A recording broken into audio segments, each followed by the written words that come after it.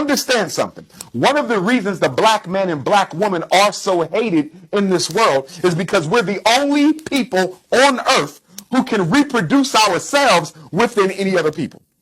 If I lay with a Latino, an Arab, an East Indian, a Native American, a European Jew, an Anglo-Saxon female, she's producing a black child. No matter what man a black woman lays with, she produces a black baby. No other group can do that. I was called to take no part in unfruitful works of darkness, but to expose them. And I have been appointed to tear down, to build, and to plant. One of the things that really isn't exposed much is the role white women play in the transatlantic slave trade and maintaining white supremacist oppression. And so I come from an interracial family. I'm not strictly against interracial relationships, just a certain kind. And I don't think that if our people love themselves as much, they would be choosing other partners. But however, it is also a blessing to the other nations that they do mix in with us. I woke up to being a teacher of Torah and a descendant of Levitical priests from West Africa. This is what I was called to do. I'm going to talk about the fallen angel seed, and then I'm also going to prove to you that the people of the book were truly black-skinned people. And we'll get into the racial intermixing and what a blessing and a curse it has been. Time has contracted. We are in the 11th hour right now, so it's important to understand these things. This is what I'm talking about when I talk about the fallen angel seed in white women and what they're dealing with when they're dealing with the American psycho. Pause to read in Genesis, the sons of Yah, the angels, came down and mated with women on Mount Hermon. And so when Yahuwah saw that the sin of man and all kinds of wickedness was being done in the earth because of these fallen angels and the corruption and fall of man, he said, I'm going to destroy man and beast whom I have made. But Noah found grace in his sight, so he saved Noah and his three sons, Shem, Ham, and Japheth, and their wives. Shem is the father of Israel. The Shemites are Israel, and they're dark-skinned people.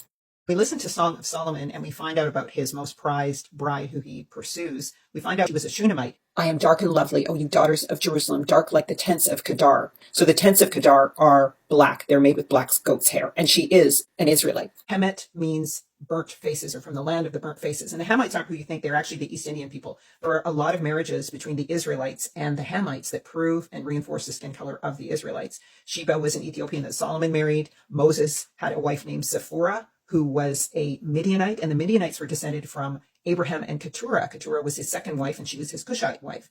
Keturah went on to name her sons Midian, and Sheba and Dedan came out of them. So that ties back into the Cushi empires of people descended from Ham of the burnt faces.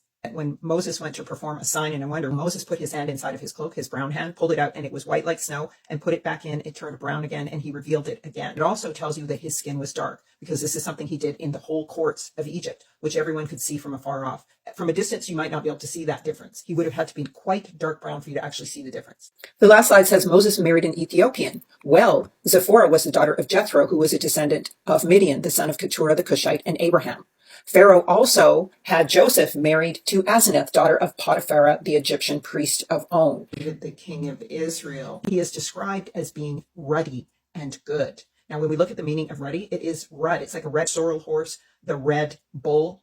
So you can see in these images, some of these actual animals are called ruddy. Like there's a ruddy butterfly, there's a ruddy bird. They actually have that name. That's the original meaning of ruddy. It is like a brownish red tone of skin color. Lamentations, they were more ruddy in body than rubies, and their polishing was of sapphire. They were actually brown sapphires, and they were brown rubies as well. And then it says their visage is blacker than coal. So we see that their skin is ruddy red and dark black. So Yah also allows Japheth to mix in with Shem as well. So the male of the line of Japheth mix in with Shemitic women. So the son of Japheth, Midian or Madai, mixes in, marries a Shemitic woman and lives near the Shemites. Also, when Esther marries Osiris, he is a Medo-Persian, same tribe, and they have the other offspring who's also called Cyrus, and he is then considered a prophet unto Yah of the Gentiles. And so that's Japheth mixing in with Shem, and that's also allowed.